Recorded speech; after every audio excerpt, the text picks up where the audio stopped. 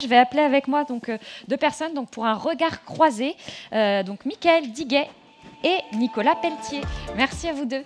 En tout cas d'être ici pour parler du sujet un peu hot quand même de ces derniers mois. On va dire il se passe presque pas allez, un jour sans qu'on ait maintenant une news sur le paiement fractionné, donc ce qu'on appelle le buy now, pay later maintenant. Voilà, on parle de levée de fonds tous les jours, de tel acteur qui se lance, tel acteur qui rajoute une fonctionnalité. Voilà, il y a aussi des buzz, on en parlera peut-être. Voilà, mais il y a aussi beaucoup au-delà de ces annonces, il y a beaucoup d'enjeux réglementaires. Vous l'avez remarqué, et notamment la Commission européenne qui veut actuellement durcir cette réglementation du paiement fractionné, puisque aujourd'hui ces paiements échappent un peu aux contraintes du crédit conso, évidemment, parce qu'on est sur des durées beaucoup plus courtes. Est-ce que du coup, d'ailleurs, le fait que la Commission européenne s'intéresse à ça, veut commencer un petit peu à serrer les vis, est-ce que c'est une bonne ou une mauvaise nouvelle, peut-être pour le secteur, Nicolas? Et d'ailleurs, j'ai oublié de les présenter, mince, comme vous n'étiez pas là, mais Nicolas Pelletier, pardon, donc CEO de Pledge, donc un acteur du paiement fractionné, et Mickaël Diguet, CEO de Yellowhan ou Algoan, ça a changé, Algoan, voilà. Donc allez-y Nicolas, bonne ou mauvaise nouvelle? Est-ce qu'il faut... Vous m'entendez? Donc c'est une bonne nouvelle, et surtout on s'y attendait, c'est pas du tout une surprise. On est dans un secteur où il y a une très forte utilisation. Les facilités de paiement, quand elles sont sur des sites en ligne, une facilité elle seule prend facilement 10% du total des ventes du marchand. Donc il ne faut pas que ça fasse du surendettement, il faut que ce soit fait professionnellement. Et donc ce que je peux dire, c'est que je pense que dans la profession, on est très nombreux à déjà appliquer les solutions que le législateur, dans son tour de vis, va imposer. Donc ça ne nous ennuie pas du tout, et c'est le sens de l'histoire, et c'est très bien comme ça. Mickaël, c'est aussi bonne ou mauvaise nouvelle? Bah pareil, moi je considère que c'est effectivement une bonne nouvelle. C'est assez naturel en fait, hein, comme tu le disais, le domaine explose, et c'est une bonne nouvelle pour les commerçants, c'est une bonne nouvelle pour les consommateurs, mais il faut faire attention, hein. Le paiement en 3 fois ou en 4 fois, on appelle ça paiement, mais c'est du crédit. Donc le crédit, comme toujours, hein, c'est ce qu'on en fait qui fait que c'est positif ou négatif. Si on ne fait pas attention, ça peut conduire à du surendettement, donc c'est normal, étant donné la croissance du secteur. Que le régulateur s'en occupe. Alors, par contre, ça ne veut pas dire que nos amis Pledge ou les autres font n'importe quoi en attendant et feront les choses sérieusement quand ils seront régulés. Ils font les choses déjà bien. Et puis, je vais faire un peu ma pub là, après j'arrêterai, mais une des belles démonstrations du fait effectivement qu'il y a cette volonté de faire du BNPL responsable, c'est qu'ils travaillent avec ma société Algone, dont justement précisément sur le domaine du BNPL, l'ambition est de permettre aux acteurs de faire du BNPL responsable. Et juste pour ajouter, ce qu'il faut bien comprendre, c'est que surtout les fintech, nous quand on est dans ce métier-là, ça doit marcher en stand-alone. On ne va pas aller cross-seller les gens qui utilisent nos solutions pour leur vendre après des crédits à long terme et gagner plus d'argent là-dessus. Donc il faut que ce soit rentable à soi seul. Donc par construction, on est forcé à pas surendetter les gens, parce que si l'argent ne revient pas, on n'a pas de business model. Donc franchement, tout est assez simple du point de vue des principes. Et aujourd'hui, justement, Mickaël, tu parlais voilà, de ce fameux BNPL un peu responsable, hein, puisqu'il y a déjà eu quelques polémiques dans le secteur. C'est quoi aujourd'hui un peu les solutions justement qui existent pour ce paiement fractionné plus responsable?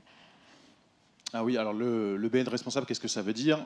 Ça veut dire qu'il faut évaluer la solvabilité du client. Voilà, c'est ça qui est important, évaluer sa solvabilité parce que bon, on n'a pas tous le nez sur notre budget, donc c'est assez facile de faire un énième paiement fractionné sans se rendre compte qu'en fait on en a déjà 10 derrière et que ça va être compliqué à la fin du mois. Donc voilà, évaluation de la solvabilité. C'est d'ailleurs ce que la réglementation va imposer. Alors, et en temps réel, bien sûr. Voilà, c'est ce que j'allais dire. Il y a une contrainte supplémentaire sur le BNPL, c'est l'instantanéité. Parce qu'on va pas, si on fait des achats de sport en 3 fois chez Decathlon, on ne va pas attendre une semaine que la fiche de paye soit analysée. Donc il faut que ce soit instantané. Et donc ça, pour moi, il n'y a qu'une seule solution aujourd'hui qui existe. La bonne nouvelle, c'est qu'elle existe. Ça s'appelle l'open banking. C'est ce qui permet donc d'accéder au compte bancaire du client de manière instantanée pour détecter ses revenus, ses charges, évaluer sa solvabilité, tout ça en temps réel. Donc voilà, la solution existe, mais moi, j'en vois pas d'autre. Donc on est dans le soft scoring, on va être dans le hard scoring avec l'open banking parce qu'on va vraiment voir les comptes bancaires des gens, donc faire une analyse financière de crédit classique. Mais sur le soft scoring, on a quand même, nous par exemple dans notre machine learning, il y a à peu près 200 points de données et on arrive quand même, la preuve c'est qu'on a un taux d'impayé très bas, donc on arrive quand même à avoir une vue intéressante de la bancabilité de la personne. Il y a plein de trucs. Si on demande l'email professionnel et qu'on sait que voir si cet email a une certaine durée d'existence déjà, ça en dit long sur la personne dans son job. Donc il y a beaucoup de choses qui peuvent être faites pour arriver rapidement à une vue intéressante sur est-ce que la personne peut se permettre ça ou pas. Donc, du coup, vous êtes plutôt confiant que voilà, vous, grâce à ces méthodes, on ne va pas finir avec un clarnage, ce qu'on a appelé aujourd'hui, on ne va pas finir avec un pledgeage, par exemple. Non, je pense qu'on n'en prend pas le chemin. Le clarnage, c'était quoi? C'était effectivement donc un peu d'offrir ces facilités sans limite. Ensuite, d'allumer les gens avec des pénalités de retard très élevées, qui découvraient, c'était dans les conditions de vente, mais ils les découvraient une fois qu'ils étaient en retard et qu'ils voyaient 20%, 50% en plus. Et surtout, en Angleterre, de les inscrire sur des crédits de bureau avec un flagué en rouge, mauvais payeur. Et du coup, après, quand ils veulent acheter un appart, c'est compliqué. Donc, c'est cet ensemble de choses. Donc, bon, déjà en France, il n'y a pas de crédit de bureau comme ça. Donc, ce dernier point, ça ne se pose pas.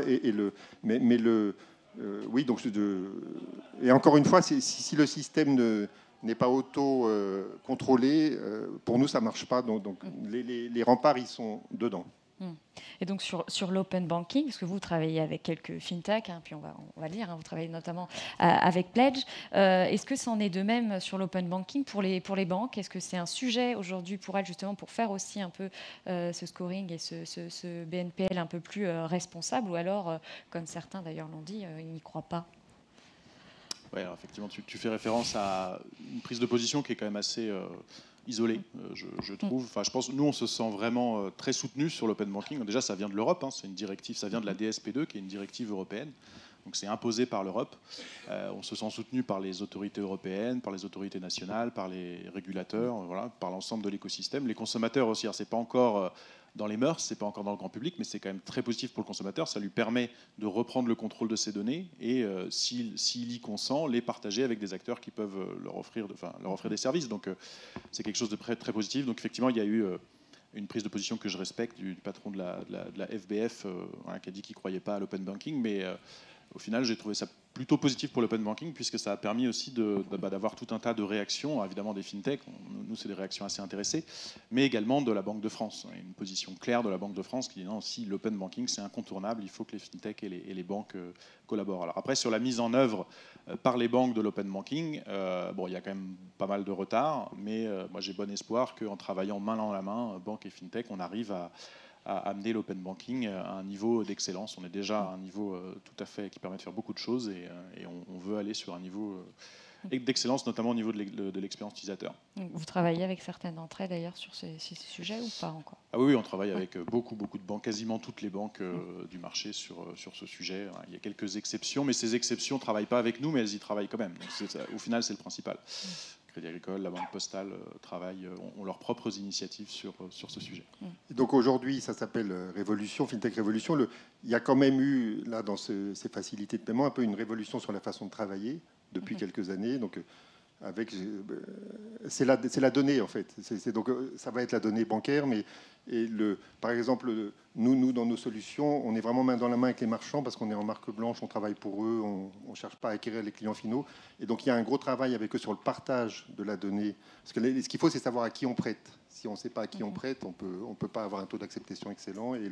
Et donc, il y a des historiques de transactions des personnes chez le marchand. Il y a tout un tas de choses qui permettent d'avancer sérieusement. Bon, on va peut-être pas parler que de réglementaire, hein, même si certains sont passionnés par ça, parce que ce marché aujourd'hui du BNPL, il est aussi beaucoup drivé par le financement. On voit aujourd'hui un acteur comme le suédois Klarna qui a levé, alors ils avaient levé, 639 millions il y a quelques mois sur une valorisation à 45 milliards.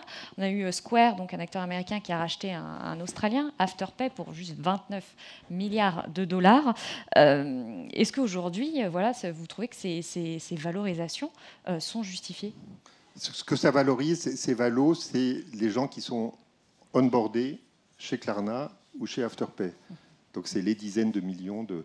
C'est ça que le marché paye.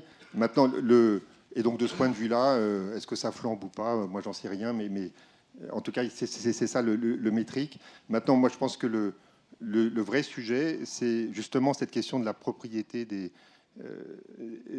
clients. Est-ce que les gens qui doivent faire ces solutions de paiement, est-ce qu'on doit plutôt travailler avec les banques qui elles-mêmes sont naturellement propriétaires de certains clients, ou est-ce qu'on doit chercher à les chasser comme font d'autres?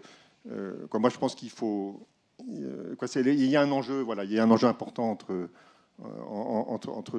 du point de vue de la propriété des gens, mais c'est ça qui fait les valos, selon moi. Sur les valorisations, elles sont extrêmement importantes. Après, je ne dirais pas qu'elles sont injustifiées. Il y a quand même un sous-jacent, il y a quand même une croissance qui est réelle, qui est tangible. Il y a des éléments macroéconomiques qui font que la croissance est là. Il y a évidemment le Covid qui a poussé le e-commerce, le e-paiement. Il y a le taux de pénétration du paiement fractionné chez les jeunes qui est énorme, donc la clientèle future.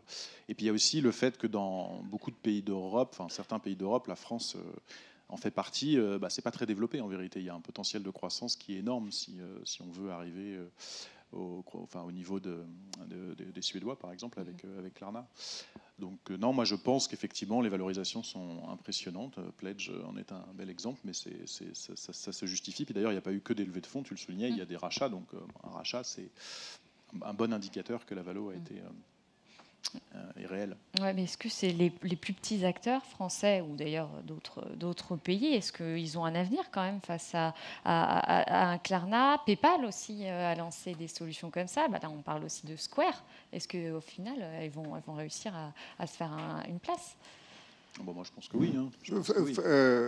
Il faut être lucide. La taille d'un Klarna ou d'un Afterpay, moi, je ne vais pas prétendre qu'avec Pledge, on va faire comme eux. Par contre, je pense qu'au niveau de la tech, et justement du travail de la donnée et de la façon de scorer, je pense qu'on a un très bel avenir, et notamment en travaillant pour les acteurs du marché, un peu comme le fait Michael, et pas exclusivement en direct, pas exclusivement nous-mêmes allant devenir une nouvelle banque.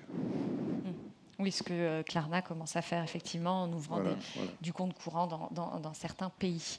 Mais est-ce qu'au final, justement, on est obligé ou pas à votre niveau de proposer autre chose que du paiement fractionné? Est-ce qu'on peut vivre au final que de ça? Parce qu'on n'a pas l'impression que les marges sont élevées. Nous, on a un modèle rentable là-dessus. Il faut contrôler ses impayés. Donc, il faut avoir un bon soft scoring et puis petit à petit un bon scoring plus complet avec de l'open banking. Il y a un allongement des demandes sur les maturités, par exemple sur l'ameublement, des choses en 10 fois, 12 fois. Donc là, on est franchement déjà dans le cadre de la loi Lagarde dans le crédit conso d'aujourd'hui, qui va maintenant se redescendre sur les maturités les plus courtes. Mais donc, on a dit, on sait faire du point de vue du contrôle de solvabilité. Et donc, on gagne plus d'argent sur ces maturités un peu plus longues, mais elles sont plus risquées. Donc, c'est typiquement là-dessus qu'en première intention, on va déployer l'open banking. Et toi, qu'est-ce que tu en penses justement, Michael, qui a un regard peut-être un peu plus extérieur, effectivement? Est-ce qu'on est obligé à aller proposer après du crédit plus long ou pas? Moi, je pense que Nicolas a répondu à la question de la manière dont moi j'y répondrais. Ce qu'on voit sur les très gros acteurs comme Klarna, effectivement, c'est qu'ils commencent à gratter sur le terrain des banques. Ils cherchent autre chose, ils cherchent à devenir eux-mêmes une banque. Mais bon, Klarna, c'est un acteur énorme. Jusque-là, je pense qu'il y a moyen de faire des choses très belles, des belles croissances et des belles rentabilités sur le modèle du BNPL, du paiement fractionné. Et quant à la possibilité pour les acteurs français de devenir des leaders mondiaux, moi j'y crois, puisque bon, en Europe, le leader européen est européen, c'est pas un Américain, c'est pas un Chinois. La France est quand même bien positionnée aujourd'hui en Europe. On a les compétences, on a de plus en plus de financement. Les investisseurs étrangers s'intéressent beaucoup à la France. Donc aujourd'hui, on peut faire des levées de fonds. C'est pas comme il y a 5 ou 6 ans. Et puis voilà. Donc, et d'ailleurs, le succès ou la croissance de ces mastodontes fintech non français en Europe du Sud et notamment ici, c'est pas aussi fulgurant que ça l'a été là où ils ont commencé. Parce qu'il y a d'autres bonnes solutions et que chaque pays a un peu ses façons de faire. Oui, c'est quoi un petit peu, vous, là, les sujets sur lesquels là, vous travaillez? Effectivement, vous n'allez peut-être pas aller en frontal avec ce genre d'acteurs. C'est quoi le petit truc, vous, que vous avez... Non, moi, je le disais, c'est d'être ouvert, en tout cas, aux questions que l'industrie se pose sur comment bien approcher ce secteur-là. Donc là, on a énormément de conversations en cours. Et donc, voilà, il peut y avoir une notion de pledge inside. Plutôt, oui, de marque blanche, quoi. Voilà, absolument. Ouais, qui pourrait intéresser des acteurs bancaires. Notamment. Et d'ailleurs, est-ce que vous pensez, vous, enfin toi, Mickaël, pardon, est-ce que tu penses là les banques, en gros, parce qu'on en parle un petit peu moins forcément, on parle des fintech, voilà, qui font beaucoup parler via leur levée, on parle un petit peu de quelques acteurs, donc Floabank qui a d'ailleurs été récemment vendu, on parle voilà, d'Honnet. Est-ce que tu penses que les banques, quand même, elles n'ont pas dit leur dernier mot dans la matière? En tout cas, effectivement, nous, on discute beaucoup avec les banques. C'est clair que c'est un sujet extrêmement important pour elles. Elles ne le négligent pas du tout. Elles veulent aller sur ce terrain-là. Elles veulent prendre leur part du gâteau. Elles veulent résister. Donc, elles font des choses. Elles font des choses intéressantes. Après, Nicolas en parlait aussi. Parfois, il y a des collaborations banque-fintech qui peuvent aussi amener des choses très intéressantes. Et ça, je sais que Nicolas... Ah oui, il y a en tout cas, parce que c'était le débat il y a quelques jours, qu'il n'y a pas de... les fintech fonctionnent bien ensemble avec les banques et pas contre. Et ça me paraît évident. Super. Écoutez, merci beaucoup en tout cas pour cet éclairage. Ça sert à pas mal de monde. Et puis, écoutez, merci pour votre attention.